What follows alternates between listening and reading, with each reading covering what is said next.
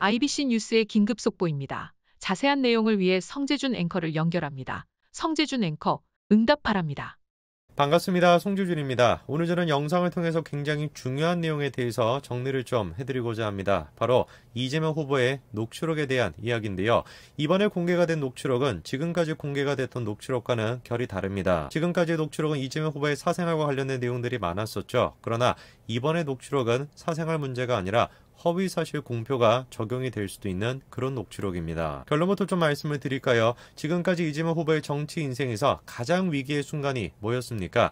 친형을 강제 입원시켰다라고 하는 논란, 그게 가장 큰 위기였었죠. 토론에 나와가지고 친형을 강제 입원시킨 적이 없다라고 얘기했다가 그게 이제 허위사실이라 그래서 선거법 위반이 논란이 됐었죠. 글자 그대로 이재명 후보가 그때 당시에 권순일의 덕분인지 뭔지는 모르겠습니다만 대법원까지 가가지고 죽다 살아났습니다. 그런데 이번에 공개가 된 녹취록을 통해서 또다시 이재명 후보의 정치 인생에 가장 큰 위기가 찾아온 것 같은데요. 그냥 단순한 사생활 문제가 아니라 사퇴를 할 수밖에 없을 거다라는 얘기가 나오고 있는 녹취록. 그 녹취록의 정체가 무엇인지 같이 한번 보시죠. 지금까지 이재명 후보를 둘러싸고 선거법 위반 논란이 두 번 있었습니다. 첫 번째가 이제 친형을 강제 입원시켰다 그거였는데요. 그때 당시에 이재명 후보의 형수가 나와서 이재명 후보가 친형을 강제 입원시켰다라는 취지로 주장했었죠. 그리고 이후에 해당 주장은 김혜경 씨의 녹취록까지 공개가 되면서 더 신빙성이 생겼는데요. 와, 내가 여태까지 니네 아빠 강제 입원 내가 말렸거든? 니네 작은 아빠 하는 거?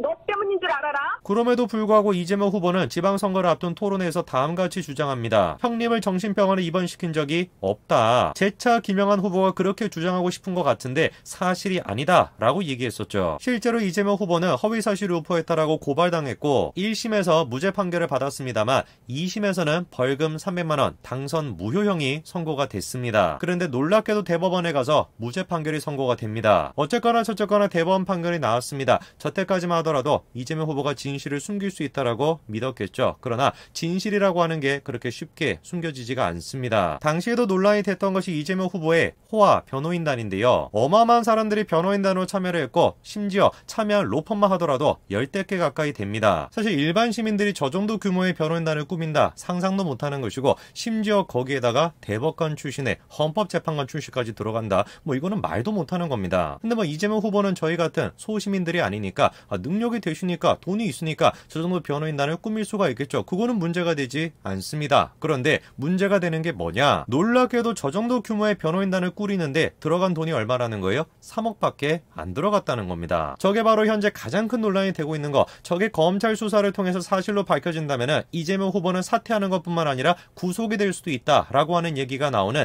이재명 변호사비 대납 의혹입니다. 물론 이재명 후보 측에서는 강하게 지금 반발하고 있습니다. 이번에 국감에서도 재차 뭐라고 강조했습니까? 변호사비는 농협과 삼성증권 계좌로 송금을 했고 그 금액이 2억 5천만 원이 조금 넘는다 이렇게 얘기했죠. 저는 개인적으로 이번에 국감이 이재명 후보의 정치 인생 중에서 최악의 선택이었다 그렇게 생각합니다. 물론 이재명 후보 측에서는 여당 쪽에서는 이재명 후보가 잘 대응을 했다라면서 자화자찬을 했습니다만 저게 이재명 후보의 정치 인생의 최악의 선택이 될 겁니다. 한번 경험을 해보고서도 아직도 정신을 못 차린 겁니다. 국감에 나와서 위증을 한다라는 거, 거짓말을 한다라는 게 얼마나 큰 죄인지 한번 경험을 했음에도 불구하고 아직도 정신을 못 차린 거죠. 그래가지고 정신을 차리게 만들겠다라고 나선 사람들이 바로 친문단체들입니다. 친문단체인 깨시언에서 이재명 후보를 고발했는데요. 간단한 겁니다. 2억 5천만 원 들었다라고 얘기하는 게 허위라는 거죠. 그래가지고 위증뿐만 아니라 선거법 위반, 허위사실을 유포했다라 그래서 추가로 고발한 상태입니다. 그러니까 현재 국민의힘 쪽에서 이재명 후보를 몰아세우고 있는 것이 아니라 누가 이재명 후보를 몰아세우고 있는 거예요?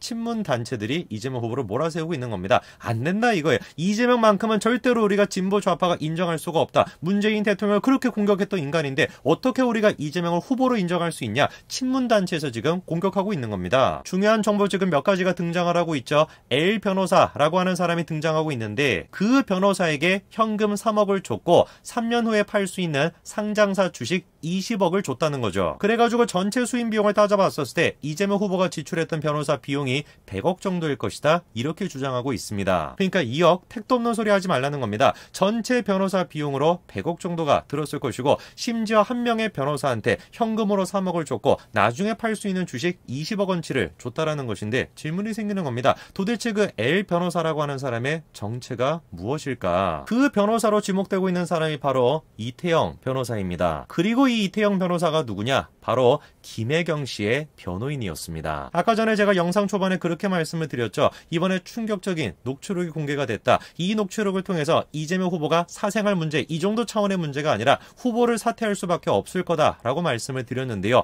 그 녹취록 속의 주인공이 누구냐? 바로 저 이태영 변호사입니다. 한번 들어봐야 되겠습니다. 이태영 변호사가 도대체 녹취록에서 무슨 얘기를 하는지. 잠깐 25억이 뭐라고요? 아니 저기 이재명 지사 그거 빼주는 거 그거 적절하다고 그랬잖아요. 그거 네. 방금 녹취록에서 A 변호사가 바로 이태영 변호사입니다. 이태영 변호사가 뭐라고 했는지 다시 한번 들어볼까요? 잠깐 25억이 뭐라고요?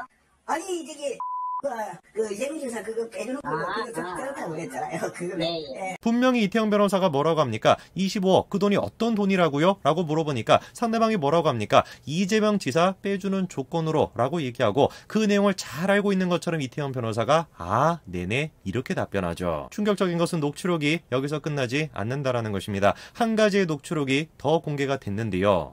지금 이렇게 했잖아요. 네. 아니 근데 그런 거를 그러니까 얘기를 하면 안 되는 게 그럼 제가 다 얘기를 하고 다니는 게 되잖아요. 방금 들으셨던 녹취록에서 A씨와 B씨 두 사람이 등장을 하는데요. B씨가 A씨한테 이태영 변호사를 소개시켜준 사람입니다. 그런데 내용을 들어보니까 A씨가 어떤 내용을 얘기해요. 그랬더니만 B씨가 다급하게 뭔가 야 그렇게 얘기하면 안 돼 라고 지금 강조하고 있는데요. 다시 한번 들어보실까요? 지금 이렇게 했잖아요. 네. 아니 근데 그런 거를 그러니까 얘기를 하면 안 되는 게 그럼 제가 다 얘기를 하고 다니는 게 되잖아요. 분명히 A씨가 지금 뭐라고 합니까? 이재명 지사 하는 거 그거 20억 가까이 돈이 들지 않았냐 라고 얘기합니다. 그랬더니만 이태영 변호사를 소개시켜줬다라고 하는 B씨가 다급하게 뭐라고 얘기하는 거예요? 그런 식으로 얘기하고 다니면 안 된다라는 거죠. 왜? 그렇게 얘기하고 다니면 자기가 다 퍼뜨린 것처럼 되니까. 지금까지 공개가 되지 않았던 녹취록이 제보를 통해서 공개가 됐습니다. 그리고 그 제보를 통해서 공개된 녹취록이 친문단체를 통해서 지금 고발까지 이어졌는데요. 질문이 생기는 건 한 가지가 더 있습니다. 주식을 통해 가지고 20억 가까이를 받았다라고 하는데 그 주식 도대체 어느 회사의 주식이었을까요? 그 주인공으로 지목되고 있는 회사가 바로 쌍방울 회사입니다. 그런데 이 쌍방울에 대해서도 국감장에서 이재명이 다음과 같이 강조했었죠. 변호사한테 직접 얘기를 들어보니까 쌍방울이 변호사비를 대신 내줬다. 그게 허위사실 공표로 고발이 되어 있다. 쌍방울사가 저랑 무슨 관계가 있어가지고 그분이 제 변호사비를 대신해주냐? 이렇게 얘기했습니다. 정말 사실일까요? 이재명 후보가 국감장에서 강조를 했던 것처럼 쌍방울사가 자기와 아무 관련이 없기 때문에 쌍방울사가 자신의 변호사비를 대신 내줬다라고 하는 주장이 허위사실에 불과할까요? 그런데 어떻게 된 것인지 이재명과 관계가 되어 있는 사람이 하나같이 지금 쌍방울사에 채용이 되어 있는 것처럼 보입니다. 당연히 해당 내용에 대해서도 이미 검찰이 조사에 착수했죠. 친형을 강제 입원시켰다라는 게 허위사실로 대법원까지 갔었을 때 그게 무죄 판결이 나오면서 이재명 후보는 세상이 자기 중심으로 돌아가는구나. 내가 마음만 먹으면 진실까지도 숨길 수 있는 것이구나 라고 생각했을 겁니다. 그러나 이재명 후보님 항상 제가 말씀을 드립니다만 진실이라고 하는 게 그렇게 쉽게 감춰지는 게 아닙니다. 결국에 이번에 자기가 상상도 하지 못했던 곳에서 새로운 녹취록이 등장을 했고 그 녹취록을 통해서 다시 한번 이재명 후보가 선거법 위반으로 고발당하셨습니다. 글쎄요. 제가 보기에는 이재명 후보가 대통령이 될 준비를 해야 되는 것이 아니라 구속이 될 준비를 하셔야 되는 게 아닌가 싶습니다. 여기까지 말씀드리겠습니다. 감사합니다.